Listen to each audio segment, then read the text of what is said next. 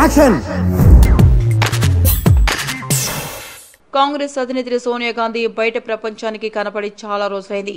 5 రాష్ట్రాల ఎన్నికల ప్రచారంలో కూడా ఆమె పెద్దగా పాల్గొనలేదు. దీనికి ముఖ్య కారణం సోనియా ఆరోగ్యం బాగోకపోవడమేనట. దీంతో సోనియా చికిత్స నిమిత్తం విదేశాలకు వెళ్లారని సమాచారం. అయితే ఆమె ఎక్కడ చికిత్స చేయించుకుంటున్నారో కాంగ్రెస్ నేతలకు కూడా తెలియదట. కొంతమంది అయితే గతంలో చికిత్స తీసుకుని అమెరికాలో ఉండొచ్చని అభిప్రాయాలు వ్యక్తం చేస్తున్నారు. ఇదిలా ఉంటే చికిత్స పొందుతున్న కాంగ్రెస్ అధ్యక్షురాలు సోనియా గాంధీని దగ్గరుండి చూసుకునేందుకు ఆమె కొడుకు కాంగ్రెస్ ఉపాధ్యక్షుడు రాహుల్ గాంధీ వెళ్లారు.